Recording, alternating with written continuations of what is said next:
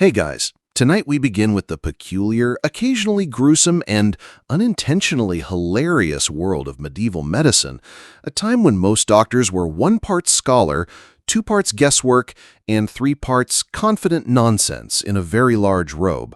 Let me know in the comments where you're tuning in from and what time it is for you. It's always fascinating to see who's joining us from around the world. Now, dim the lights. Maybe turn on a fan for that soft background hum.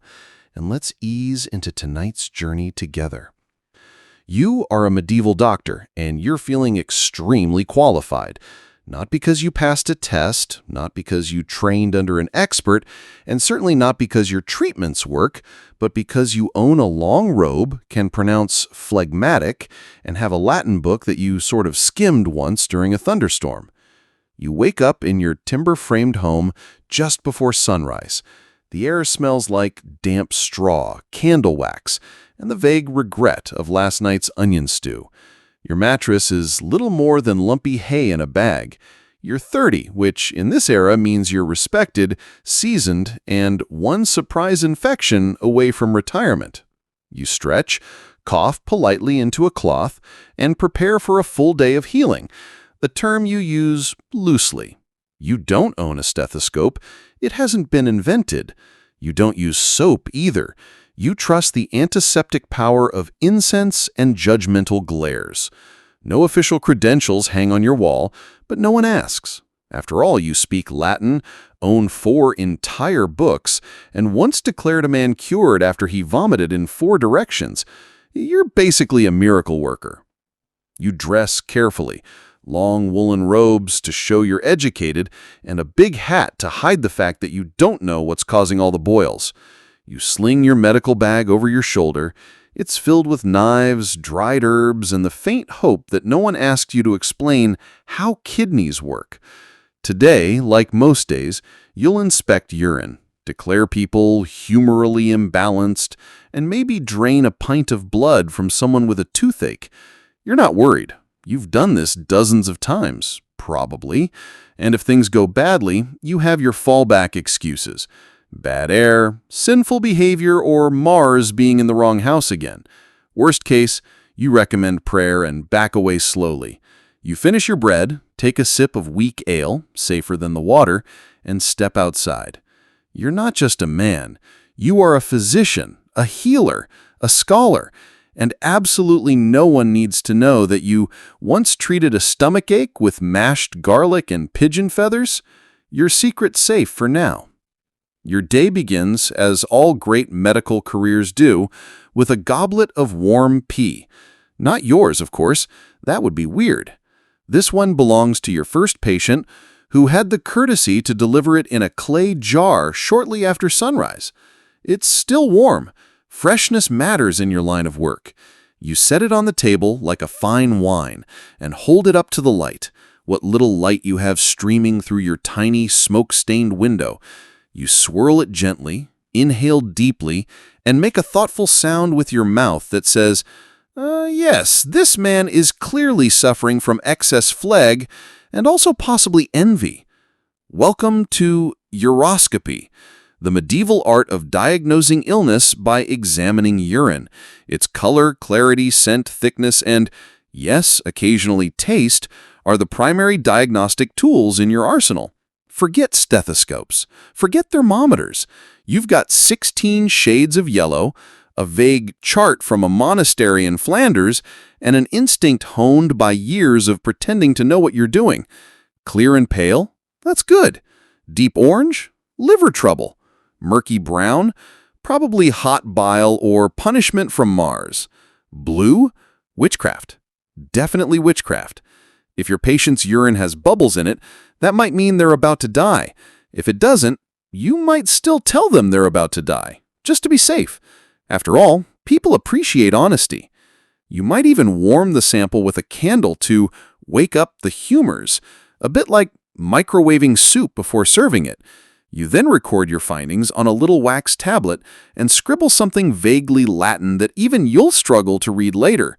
And when your patient nervously asks what's wrong, you nod wisely, point at the jar, and say, "Your collar is inflamed, and your spleen is melancholic.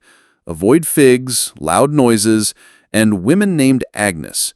You hand them a pouch of herbs, a small talisman, and possibly a leech, and send them on their way, feeling both confused and vaguely reassured.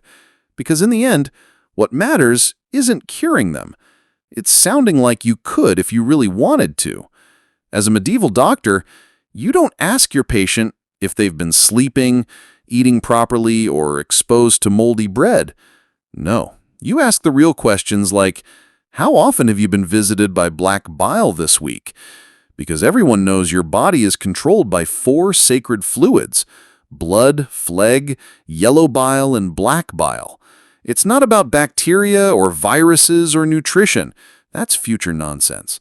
The human body is basically a boiling cauldron of wet medieval soup, and your job is to make sure none of the ingredients are winning. Let's say your patient is angry and flushed. Clearly too much blood. The cure? You take some of it out. They're tired and pale?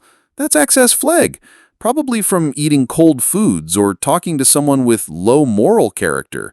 Yellow bile means they're irritable and vomit. Black bile? That one covers just about everything else, including nightmares, melancholia, and poetry.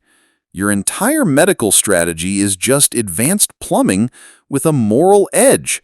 You adjust the humors with diet, herbs, enemas, vomiting, bleeding, or ideally all of the above. If the body is hot and moist, you recommend cold and dry food, because the answer to internal imbalance is clearly more imbalance, but in the opposite direction. Your patient doesn't need logic. They need sage boiled in goat milk while facing east. Of course, no two doctors agree exactly on how much bile is too much. But that's fine. Disagreement makes you sound deeper. You use phrases like humoral dyscrasia and temperamental flux to cover any gaps in knowledge. The important thing is to look serene while they panic. And if they die, well, it wasn't your fault. It was their phlegm, or perhaps Saturn, or that sinful lifestyle they led before asking you for help. Either way, you retain your dignity, because in medieval medicine, the humors must be obeyed, even if no one, including you, fully understands what they're doing. It's not about healing, it's about balance, and sounding impressive while recommending mustard plasters for a broken rib. As a medieval doctor, you believe in balance, specifically the balance of humors. And when things feel off, say your patient has a fever or a headache or a bad dream involving pigs, there's only one solution: let the blood out. You don't need a diagnosis. You need a bowl, a blade, and the courage to act before breakfast. The idea is simple. Blood is hot and moist. If someone is too hot, or too moist, or just mildly annoying, a little drainage brings them back to harmony or unconsciousness. Either way, your work is done. You might open a vein in the arm or behind the knee if you're feeling fancy. The neck is reserved for serious cases or especially dramatic flair.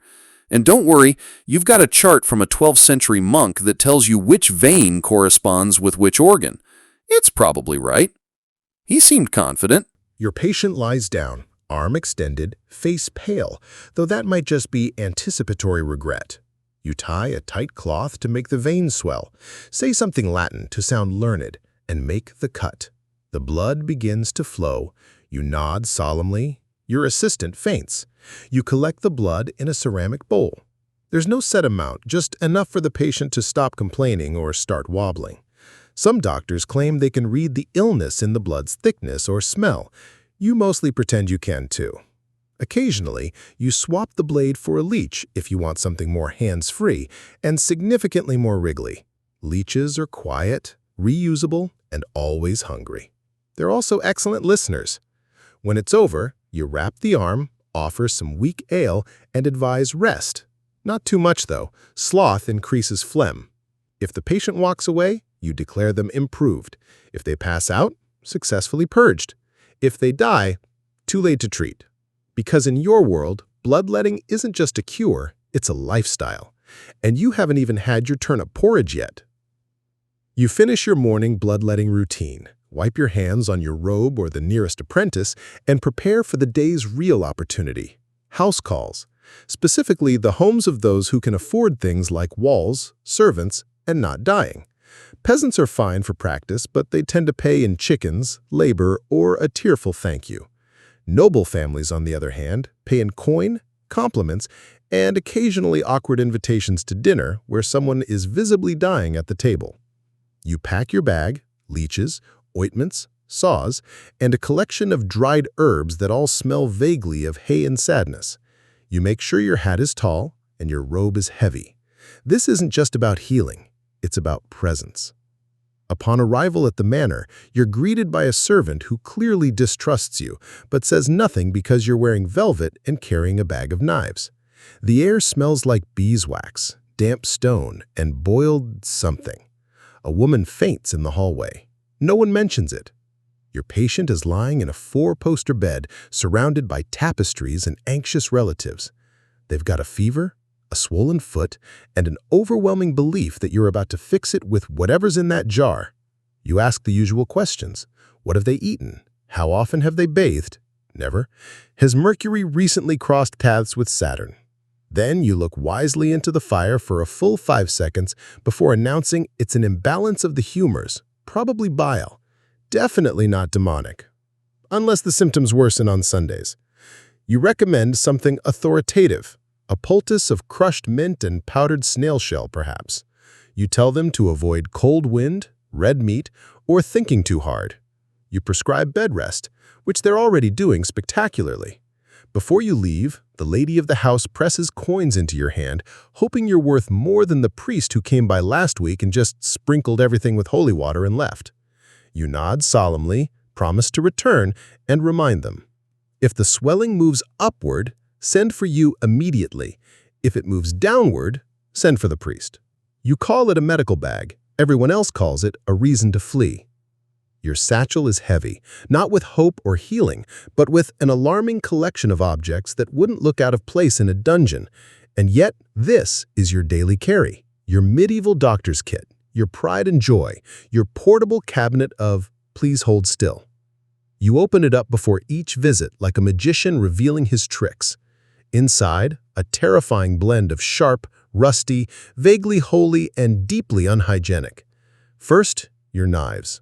Not scalpels, just honest-to-God knives. Sharp enough to open skin, not sharp enough to inspire confidence. One's for cutting, one's for draining, and one you use to spread soft cheese during lunch. They all look the same. Then there are the hooks for pulling out infected teeth or dislodging things that aren't supposed to be there. You've got saws for amputations, cautery irons for closing wounds with fire, and trepanning skulls when someone gets a headache that's clearly the result of spirits trapped in the brain. You carry leeches, of course, stored in a small jar, wriggling with enthusiasm. Each one has a name. You try not to get attached. In a smaller pouch, you keep your ointments and powders, crushed herbs, dried lizard tails, ground antler, maybe some questionable stones someone swore cured stomach ailments. You haven't bothered labeling anything. It's more fun to guess. There's also a urine flask, used for diagnosis, and sometimes as a paperweight when the wind picks up your notes. And let's not forget the astrological wheel for determining whether Venus is ruining your patient's spleen. Bandages, rare. Soap, theoretical. Clean water? You wrap it all in a cloth that hasn't been washed since the last plague, and hope no one asks why the blade has dried blood on it. Relic of Saint Sebastian, you explain. They nod in reverence. You both move on. And somehow this bag, this terrifying, clanging, possibly cursed object, gives you authority. You walk into a room, open it, and people assume you know exactly what you're doing. Which, in a way, you do. You're doing your best, just not with gloves. You walk into the sick room, take one look at the pale, sweaty nobleman lying on the bed, and immediately consult the most logical source of medical guidance: the stars. That's right, you're not just a doctor, you're a celestial choreographer of human suffering. And in your world, no diagnosis is complete without confirming whether Saturn is in opposition or if Jupiter is being particularly judgmental today. You reach for your trusty zodiac chart, covered in symbols that would terrify a modern science teacher. Aries governs the head, Pisces rules the feet, and everything in between is divided neatly across the horoscope like a medieval game board. If the patient's stomach hurts and the moon is in Virgo, that's clearly a bad omen. Not for you, for them. You nod slowly, dramatically. The patient watches wide-eyed as you mutter about Mercury retrograding near their liver. The stars, you explain, control the flow of humors in the body. Mars causes fevers, Saturn causes melancholy, Venus, that one causes inappropriate swelling and awkward family drama. Timing matters. You wouldn't dare perform bloodletting while the moon is waxing. Everyone knows that's how you get spontaneous fainting and marital problems. And God forbid someone gives birth during a solar eclipse. That's practically begging for the child to grow up with a limp and strong opinions. Patients rarely question this system. After all, it sounds smart and it gives them something vague to blame their ailments on, like Mars being angry instead of "you licked moldy bread again." You sometimes chart their personal horoscope just to pad the consultation.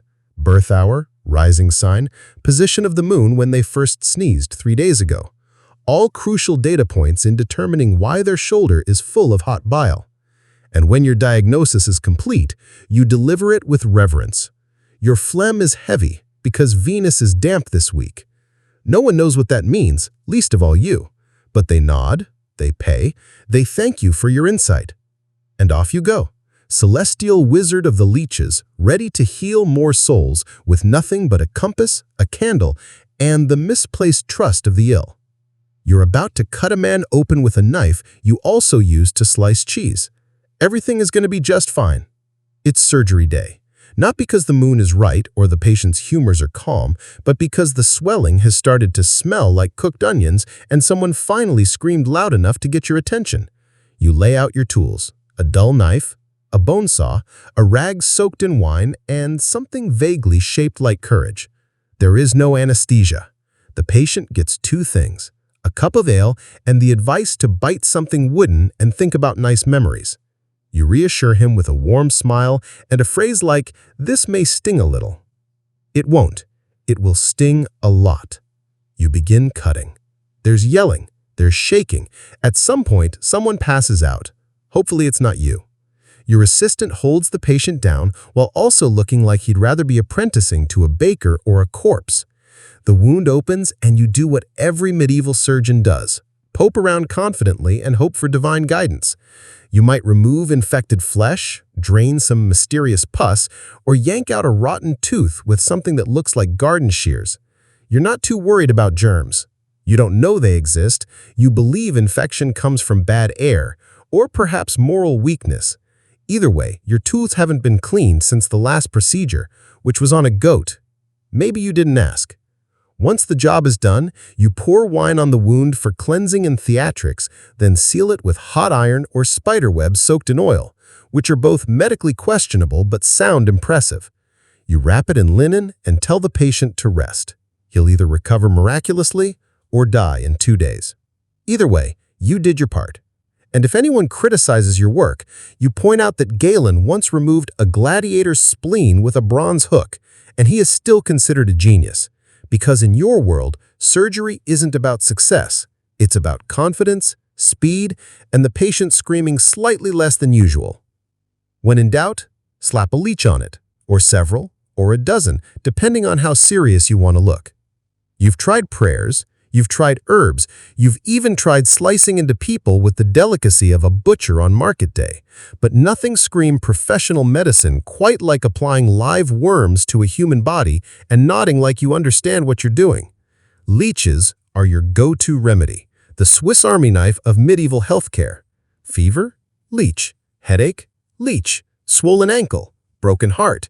Mysterious ghost-related trembling? Leech, leech, and leech.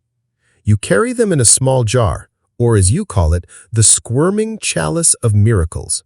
They're kept damp, moody, and well-fed. Hopefully not. Step. You have no idea, but the leech looks pleased. And sometimes that's enough to keep everyone believing in the magic. because in the end, the best thing about leeches is that they do all the work and they never ask for payment. As a medieval doctor, your understanding of the human mind is, let's say, interpretive. You've got no psychology degree, no neuroscience, and absolutely no interest in understanding the long-term effects of stress. What you do have is a solid belief that if someone's behavior is unusual, it's either sinful, supernatural, or both. Your first patient of the day is a woman who hasn't spoken in 2 weeks.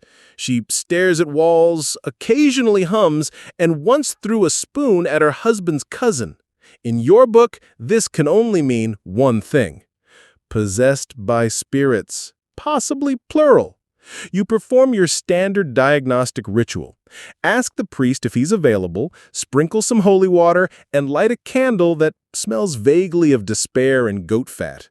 Then, with the utmost seriousness, you tell her family that she's been overtaken by melancholy caused by an excess of black bile or a minor demon named Gregory.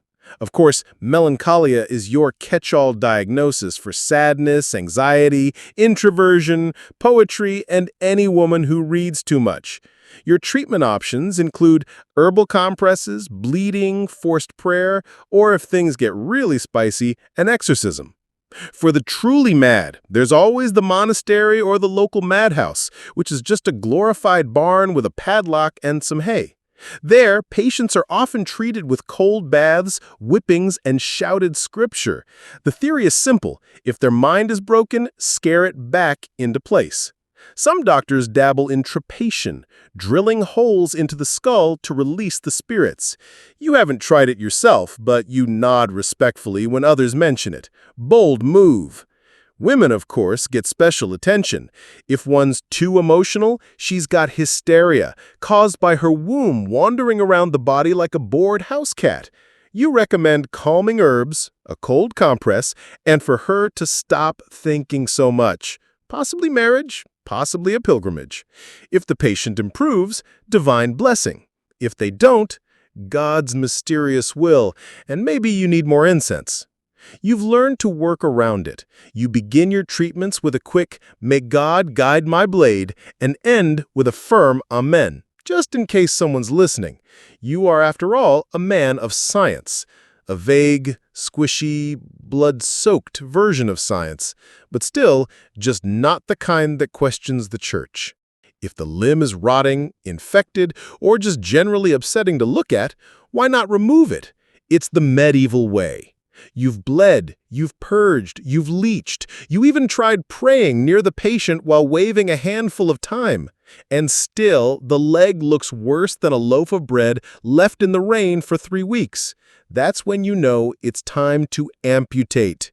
You don't take this decision lightly, mostly because it's heavy work and you skipped breakfast. But when the wound is black, the smell is unnatural, and the patient's groans have turned into ominous silence, you sharpen the saw. The setup is simple. You find the patient a sturdy table and a strong friend to hold them down. An assistant fetches the amputation kit: one saw, one tourniquet, one rag to bite, and one large jug of ale for medicinal purposes. Not for the patient, for you. You explain the procedure gently, using words like necessary, heroic, and possibly survivable. The patient turns pale. You nod, understandingly. You would be nervous too if someone with your level of training were coming at your thigh with a glorified bread knife. You tie the tourniquet kite, say something about balance and humors just for show, and start cutting slowly, then with increasing urgency once the screaming hits full volume. The saw bites through skin, fat, muscle, and eventually bone. You pretend not to wince. You're a professional. Once it's off, you toss the limb into a nearby bucket and immediately cauterize the stump with a red-hot iron. The smell is unforgettable. You blame the candle wax. Then comes bandaging. You wrap the wound tightly with lemon and a silent hope that infection won't set in by sundown. You advise the patient to rest, avoid cold wind, and if possible, not die. If they survive, you are a miracle worker. If they don't, you solemnly declare that the corruption had spread to the soul. In truth, it's a brutal procedure, but sometimes amputation is the only way to save a life, or at least slightly delay death while maintaining your professional reputation. You hear coughing in the distance. Time to go home and pretend you didn't. It's been a long day. You've drained blood, argued with apothecaries, applied leeches to at least 3 confused people, and removed one leg with the grace of a drunken carpenter. You're ready to call it a night. But then you hear it. A rattle, a wheeze, a cough that sounds like it crawled out of the underworld. You freeze. Your apprentice freezes. Even the leeches seem tense. There's only one possible explanation. The plague is back. You've seen it before. The swelling, the black blotches, the smell of onions and doom. You remember the last time it swept